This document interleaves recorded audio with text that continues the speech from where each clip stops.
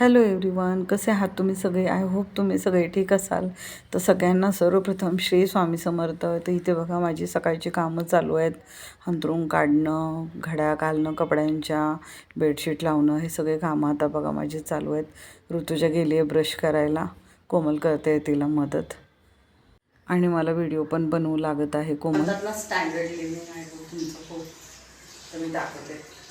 दे कोमल mobile दे, मी दाखवतो. तर मी तुम्हाला दाखवतो बघा. इथे कपड्यांच्या आता घड्या घालत होती. खूप स्टँडर्ड लिव्हिंग आहे म्हणता ना. हे बघा, ही एकच लॅगिंग आहे माझ्याकडे हां, आणि 2 हॉट पॅन्ट आहेत माझ्याकडे, टी शर्ट आहेत 3-4, आणि ही कुर्ती तुम्हाला मागचे माझे काही व्हिडिओ पाहिले असेल ना तुम्ही. हे बघा माझे कपडे असे पूर्ण विरून गेलेले आहे. हे माझी कुर्ती जवळपास मला कुर्ती जी आहे ना, मी तुम्हाला दाखवते बघा. आता मी दाखवली होती ही कुर्ती जवळपास ना मला 3 वर्ष होऊन गेले बघा.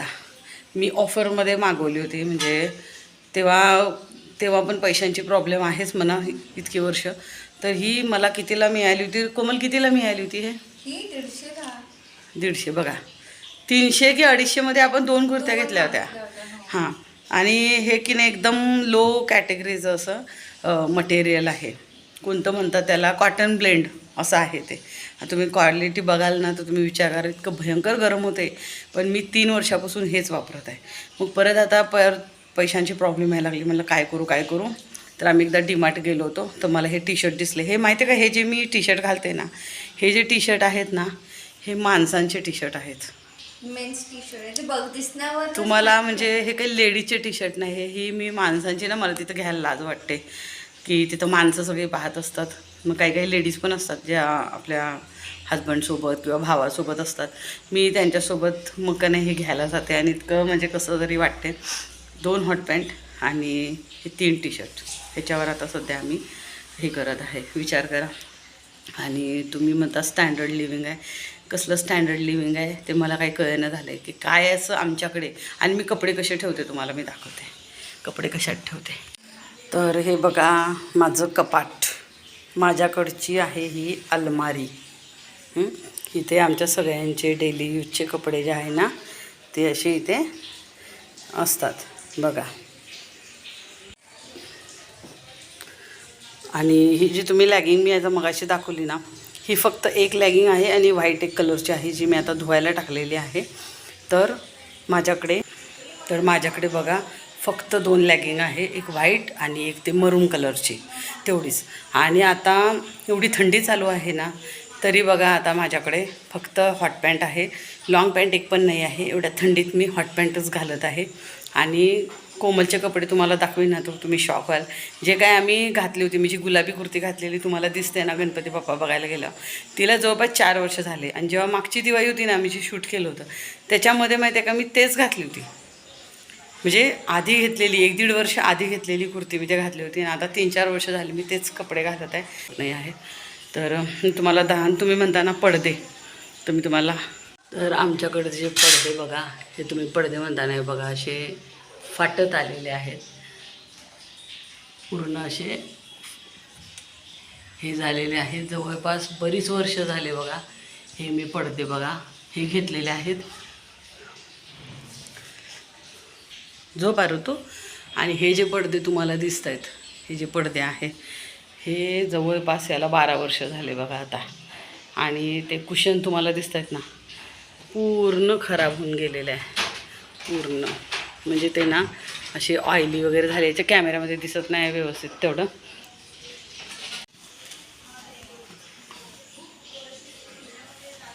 तू झोप. हां, नको टेन्शन नको घेऊ. आज बघू आपण औषधं आणू. लेट बसून नको राहू तू, थोडंसं लेटच जा. ड्रेस घातला का टाईट? हो न, तेच तर बघा. हे पायाचा हलून राहिला, तर काय करू, सगळं टेन्शनच आहे. थांब थोडंसं थांब. आज मग आणू कोणत्या हालतीत औषधं, थोडेसे तरी नाही का, 1-2 दिवसाचे. कोमलीला ब्लँकेट घाल गं.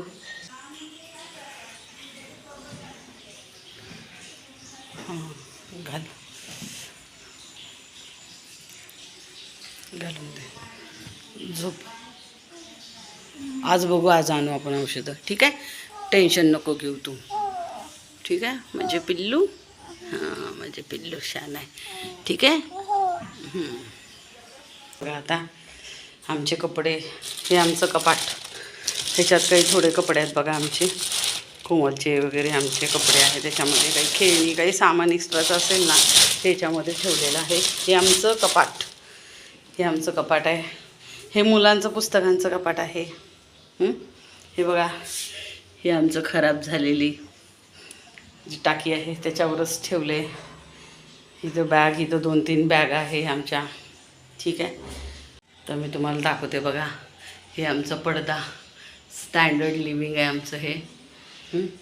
आणि इथे सज्जावर इथे आहे हे माझ्या लक्ष्मी माताची मूर्ती, जी खूप 3-4 वर्ष झाले तिला आता मला शिरवायची आहे. हे आहे. आणि मी तुम्हाला आता दाखवते माझ्याकडचं हे बघा आमचा कूलर. हे आमचा कूलर आहे. बऱ्याच वर्षापासून, आता 3-4 वर्षापासून मी ह्याला वापरते.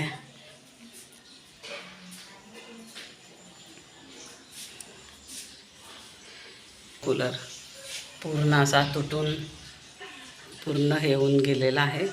हां, इथे काय आमच्या थोड्याशा अशा पिशव्या ठेवलेल्या आहे. हां, तुम्हाला हा पडदा आमचा दाखवतो बघा. किती छान पडदा आहे आमच्याकडे. ही जी जुनी साडी होती ना, हां, तिचा आम्ही हा पडदा बनवलेला आहे. तर असं आहे बघा आमचं स्टँडर्ड लिव्हिंग. लोकांना वाटते एकदम स्टँडर्ड राहतात. म्हणजे तुम्हाला, म्हणजे मला समजत नाही की स्टँडर्ड लिव्हिंग ह्याला म्हणतात. म्हणजे मला शब्दच नाही आहे, ह्याला स्टँडर्ड लिव्हिंग म्हणतात. म्हणजे मला इतकी वर्ष झाले माझ्याकडे कपडे ठेवण्यासाठी अलमारी नाही आहे, माझ्याकडे फ्रीज नाही आहे. मी तुम्हाला दाखवेन म्हणा. काय झालं, बरं नाही? हां, थोडं थांब, जातो. तुम्ही माझ्याकडचा होम टूर मी दिलेला नाही आहे तुम्हाला, तर मी तुम्हाला दाखवेन होम टूरमध्ये की माझ्याकडे काय आहे. माझ्याकडे हे तर मी तुम्हाला म्हणजे दाखवलं हॉलचं, आणि माझ्या ते किचन तर तुम्ही बघितलेलंच आहे. तरी पण मी तुम्हाला एकदा होम टूर, मला बऱ्याच ताई म्हणत होत्या, योगिता ताई वगैरे, की होम टूर दे म्हणून. तुम्हाला होम टूर देईलच. पण इतकं म्हणजे इतक्या वाईट परिस्थितीत आम्ही इतके दिवस काढत आहे. जर मी सामान जर पॅक करतो म्हटलं ना, तर मला एक छोट्याशा गाडीमध्ये माझं सामान येऊन जाते. हा जो पलंग आहे ना, जो आता आम्ही झोपतो त्याच्यावरती, माझी गादी तुम्ही बघितलेलीच आहे. गादी तर पूर्ण फाटून गेलेली आहे.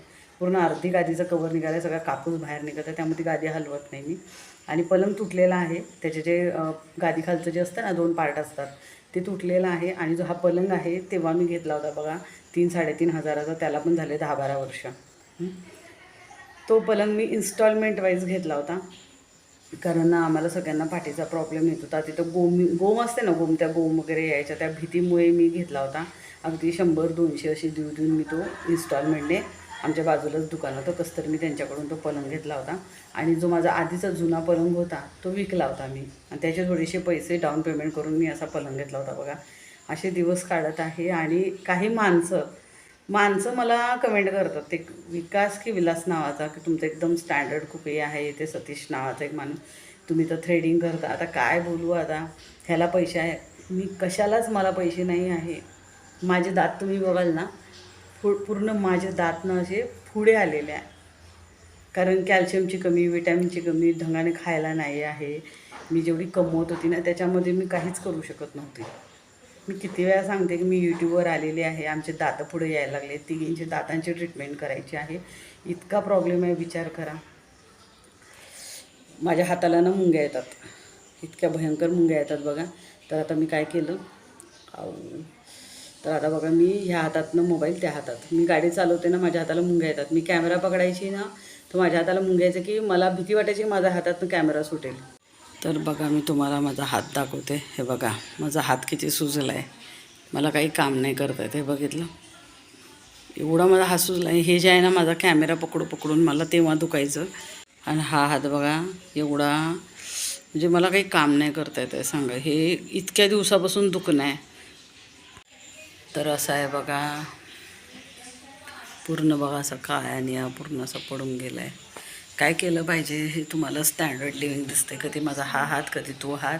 माझ्या हाताला मुंग्या आहे ना, माझ्या हाताला गाडी चालवता ना मी किती वेळा तरी थांबते. सायकल तरी माझ्या पुढे निघून जाईल, एवढी हळू चालवते मी गाडी. 10च्या स्पीडनं गाडी चालवते. गाडीची हालत तुम्ही बघितलीच आहे. तरी मला लोक म्हणतात खोटं बोलते. तुझं सगळं चांगलं आहे, सगळं मस्त आहे तुझं अगदी, तरी खोटं बोलत आहे आणि हेल्प मागत आहे. विचार करा. एवढी मोठी मी जे एक्सरे वगैरे टाकले होते ना, त्याच्यामध्ये मला मी स्टार्टिंगला टाकलं आपलं, मला काही माहीत नव्हतं एवढं.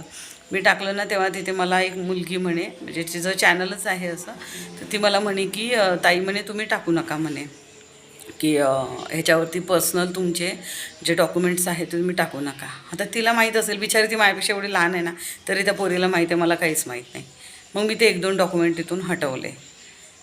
सांगा तुमचं घर कुठे आहे, तुम्ही कुठे राहता, काय करता. तुम्ही म्हणता ना NGO, मी तुम्हाला NGOची गोष्ट सांगते. एकदा एक NGOवाला आमच्याकडे, मला वाटते आपण तेव्हा कुठे राहत होतो का, मेडिकल स्क्वेअरकडे राहत होतो. ते जिथं मेडिकल हॉस्पिटल आहे ना त्याच एरियामध्ये आम्ही राहत होतो बघा. तर तिथे ना आम्ही NGOला त्या फोन केला, मेसेज केला त्या माणसाला. मग त्याने नंबर दिला, आम्ही कॉल केला. तो घरी आला ना, त्याच्या अशा बोटांमध्ये अशा अंगठ्या, गळ्यात अशा चैनी. मी म्हटलं म्हणजे NGOवाला असे साधे सभ्य असे, मी अपेक्षा होती की असं दिसायला एकदम माणूस असेल. तो एकदम असं गुंडा. आणि मग घरी आल्यावर काय म्हणते की नाही म्हणते, आम्ही मेडिकलसाठी काही हेल्प वगैरे नाही करत म्हणते, आम्ही म्हणते ह्याच्यासाठी करतो म्हणते. ते MSCIT कम्प्युटरचे क्लासेस असतात ना, MSCIT किंवा अजून काही अदर असतात, तर त्याच्यासाठी सांगा तो मदत करणार. तर त्याच्यासाठी काय कुणाला मदत लागणार आहे का. आणि मी तुम्हाला सांगते, किट्टोवरती पण मी केलं होतं. किट्टोवरती माहिती आहे माणसं काय म्हणत होते, आपका घर दिखाओ, आपली शादी क्यों नहीं की, आपका घर दिखाओ तर हम आपको हेल्प करते. यूट्यूबवर पण तेच म्हणतात. सांगा म्हणजे काय तुम्हाला घर दाखवलं तुम्ही मदत करणार आहे मला. आम्हाला प्रॉब्लेम नाही होणार का, आम्हाला कुणाची भीती नाही वाटत का सांगा बरं. आम्ही आधीच एकटे दुकटं राहतो. कुणाची हेल्प घ्यायची ना तरी पण विचार पडते. आधीच वाटते लोक काय म्हणतील, लोक तर बोलतात. अजून दुसरी भीती की काय केलं पाहिजे, की कुणाला आपण घरी बोलवायचं की नाही. आधीच आम्ही एकटे दुकटे राहतो. मी आतापर्यंत कधीच कुणाला सांगितलं नाही की आम्ही एकटे राहतो वगैरे म्हणून. तर तुम्हाला केट्टोची एक गोष्ट सांगते. केट्टोवर इतके म्हणजे ना, इतके भयंकर मला वाईट लोक म्हणजे भेटलेले आहेत की मी अजून डिप्रेशनमध्ये, म्हणजे काही म्हणजे ते हेल्प व्हायची सोडून ना, मी डिप्रेशनमध्ये त्यावेळेला पण गेली होती. मग त्याच्यानंतर मी कधी कुणाला हेल्प पण नाही मागितली आणि ते सोडून दिलं होतं. तर तुम्ही लग्न का नाही करत, तुम्ही बॉयफ्रेंड का नाही करत, मी तुमच्या घरी येऊ का, मग मी तुम्हाला मदत करतो ना. जे सरासरपणे ना 99% लोक माणसं तसेच होते. आणि मग ते लोक म्हणजे जे केट्टोवाले होते ते म्हणे तुमचं जर असं होत नाही आहे तर आम्ही तुमचा व्हिडिओ बनवतो. आता मुलींच्या पाठीचा व्हिडिओ कसा आम्ही बनवू आणि कसं त्यांना ओपनली टाकू तुम्हीच सांगा. आपण पण विचारात पडतो ना, आपण मध्यमवर्गीय लोक आहे. एकदम आपल्याला विचार पडते की आपल्या मुलांचं भविष्य आहे. मुली आहे, मुलं असते तर मी त्यांच्या पाठीचा व्हिडिओ पण बनवू दिला असता आणि टाकला पण असता. पाठ आहे ना, काही पाय आहे किंवा हात आहे किंवा चेहरा आहे, तर ते आपण करू शकलो असतो. किंवा लहान मुलगी आहे तर दाखवू शकलो असतं. तर त्या मोठ्या मुली आहे, काय केलं पाहिजे सांगा म्हणजे. आणि मला एक बाई काय म्हणे, तू जे तुला मदत करत आहे त्यांनाच तू म्हणते, मी ज्या मदत करते त्यांना कशी म्हणणार आहे. उलट्या तर त्या ताई देवासारख्या आमच्यासाठी मदत करतायत. आणि कुठेतरी स्वामींनीच हा मार्ग दाखवला आहे ना. जेव्हा मी पूर्ण वैतागून गेली होती, पूर्ण सोडून दिलेलं होतं की आता काही नाही होणार आहे, शेवटी पूर्ण डोक्याच्या वर पाणी गेल्यावर मी इथे आली. ठीक आहे, तेच मला मार्ग दाखवला ना. समजा त्यांचीच इच्छा आहे ना की मी इतकी धडपड केलेली आहे तर काही होत नाही आहे. आणि मी बसून आहे का, ते का म्हणते जा ना, टोपलं घेऊन जा, रोजगार आणा. मी किती सांगत आहे, मला इतकं हर्ट होत आहे ना त्या बोलण्याने. मी त्या बाईला ब्लॉकच मारलं. म्हणजे कसं आहे की तू टोपलं घेऊन जा, वडापावची गाडी लाव, तू हे कर. मी सगळं करून बसली आहे बाई, सगळं करून बसली आहे. जे मला चांगल्या मदत करत आहे बिचाऱ्या ताई, मला त्यांना रिटर्न द्यायचे आहे. आणि मी त्यांचे खरंच उपकार मानते की मी मेडिसिनसाठी आता पैसे जमवत आहे. कुणी 200 देत आहे, कुणी 300 देत आहे. एका ताईने तर मला 1000 रुपये दिलेले आहे. अशी मी हेल्प म्हणजे त्या मला हेल्प करत आहे. त्यांचे तर अक्षरशः उपकार म्हणजे मानेल तेवढे कमी आहे. हां, आणि एकीकडे टोमणे मारणारे आहे. तर मी टोमणे मारणाऱ्यांना बोलणार आहे की जे मला खोटं ठरवत आहे, खोटं बोलत आहे. एवढी मोठी आम्हाला प्रॉब्लेम आहे म्हणजे त्या प्रूफ वाईज मी तुम्हाला दाखवते.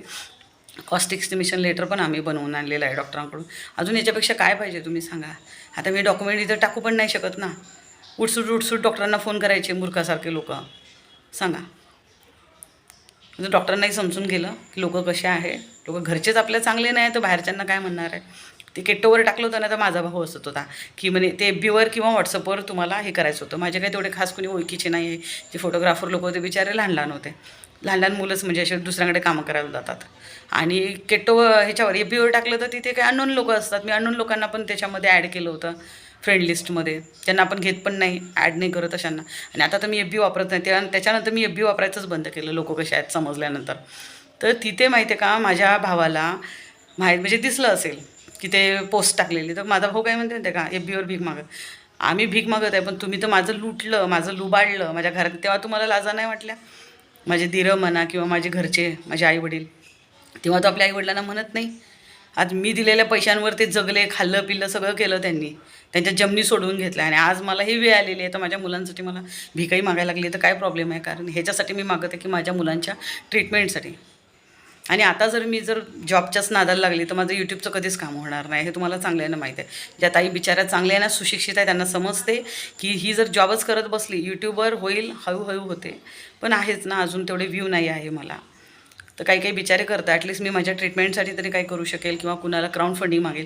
तुम्ही म्हणता क्राऊड फंडिंगसाठी कुणाला म्हण, तर मी गणेश शिंदे जे आहेत, गणेश शिंदे माहूरकर असं काहीतरी त्यांचं आडनाव आहे, गावाचं नाव मला नीट माहीत नाही, पण त्यांना पण मी मेसेज केला होता. पण आता होऊ शकते त्यांना आधी म्हणजे मी कुकिंग चॅनलचं करत होती, तर त्यांना असं वाटलं असेल कोण आहे काय आहे. पण मी त्याच्यानंतर ना मी अजून एकदा दोनदा मेसेज केलेला होता, पण त्यांनी काही रिस्पॉन्ड नाही दिला. कुणाला केलं होतं आपण?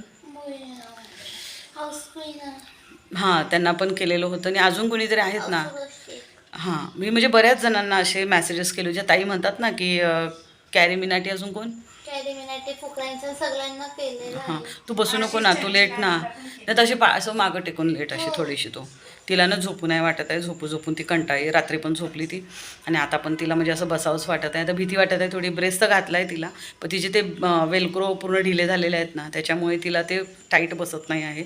वरनं ते मेडिसिन नसल्यामुळे तिला थोडासा प्रॉब्लेम. आज आणील मी, बघेल. पण इतकं पण लोक त्रास देणारे असतात, तुम्हाला माहीत नाही आहे की विडोची लाईफ किंवा डिवोर्सी पण जर बाई असेल ना, तर जोपर्यंत फॅमिलीसोबत असेल तर ठीक आहे, फॅमिलीसोबत नसेल ना तर खूप त्रास असतो. तर कसं आहे, हे आमचे पैशामुळेच हे आमचे प्रॉब्लेम वाढत गेले इतक्या वर्षांपासून. आता हे आता खूप सारं जमा झालेलं आहे. आता काही ना काही निर्णय घ्यावा लागेल, म्हणूनच मी यूट्यूब चॅनल चालू केलेलं आहे. आणि जास्तीत जास्त प्लीज तुम्ही मला सपोर्ट करा. माझा व्हिडिओ स्किप नका करू, स्किप करून बघू नका, पूर्ण व्हिडिओ पहा. आणि मी त्यासाठीच छोटे व्हिडिओ टाकायला बघते. एकतर माझा जो नेटपॅक आहे तेवढा काही पुरेसा नाही आहे की मी पूर्ण व्हिडिओ टाकू शकेल. आणि प्लीज तुम्ही म्हणजे जे ॲड येतात ना त्या स्किप नका करू, ॲड पण प्लीज पहा. आणि असाच तुमचा सपोर्ट राहू द्या. आता काय करता, माझ्या मागे आहे प्रॉब्लेम. तर पहा की तुम्ही जास्तीत जास्त माझा व्हिडिओ शेअर कराल किंवा पुढे पाठवाल तर कसं होईल ना, माझी थोडी बहुत जी मदत होत आहे, काही ताई जे चांगले आहेत जे माझी मदत करत आहेत, तर अजून काही लोक मला मदत करतील. तर आता मी सध्या मेडिसिनसाठी पैसे जमा करत आहे बघा. आणि अजून जी ट्रीटमेंट आहे तुम्हाला माहीत आहे की 4-5 लाख मला जमवायचे आहे. तर जेवढं तुम्ही शेअर कराल तर तेवढी अजून माझी म्हणजे मदत होईल ना. आता काय NGO वगैरे तुम्हाला माहीतच आहे की किती प्रॉब्लेम देत आहे, किंवा लोक कसे आहे किंवा नाही होत आहे. नुसते जाऊन येणं जाणं करून, पेट्रोल वेस्ट करून, आणि मी थकून गेलेली आहे. तुमची मानसिकता पण नंतर माहिती आहे का हळूहळू एकदम अशी लो होऊन जाते. तुम्ही डिप्रेशनमध्ये येता की तुम्हाला कुणी मदत नाही करत आहे. तर ॲटलिस्ट मला इथनं यूट्यूबवरनं तरी मदत होत आहे. तर प्लीज तुम्ही माझ्या व्हिडिओला जास्तीत जास्त शेअर करा, पुढे पाठवा. माझे सबस्क्रायबर्स वाढतील आणि मला अशी पण मदत होईल कुणाकडून की जे मला करतील. काही लोक मदत जे आहेत ते करतीलच, चांगले लोक आहेत ते करतातच मदत. आणि व्हिडिओ पुढे पाठवण्यामुळे काय होईल की सबस्क्रायबर्स पण वाढतील. तर प्लीज जेवढं जास्तीत जास्त तुम्ही माझी मदत करू शकता ना तेवढी माझी मदत करा. कारण कसं आहे बघा, मी हे सगळं माझ्या मुलांसाठी करते आहे. शेवटी देवानेच हा मार्ग दाखवलेला आहे. तर त्याच्यामुळे आता मी हेच करणार आहे. आणि काहीतरी बिझनेस टाकायचा मी विचार करते आहे. पण आता सध्या माझ्याकडे इन्व्हेस्टमेंटसाठी काही नाही आहे.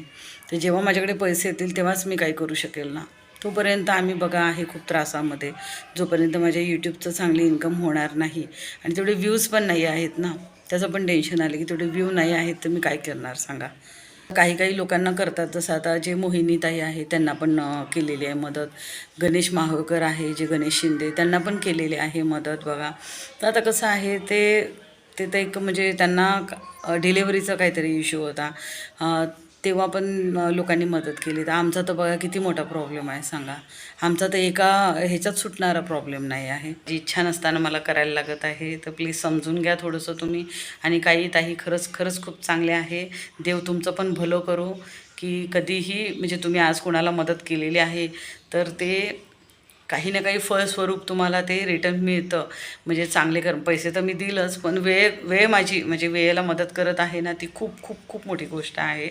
की आज मी पैसे जमा करत आहे, ऋतुजाची मेडिसिन तरी होईल आणि बाकी आता ट्रीटमेंटचं बघू. आता कोणी मला काही मोठे यूट्यूबर काही हेल्प वगैरे करतायत का, तर बघू आता काय होते. तर ह्या व्हिडिओचा मी इथंच एंड करत आहे. तर भेटूया नेक्स्ट व्हिडिओमध्ये. तोपर्यंत बाय.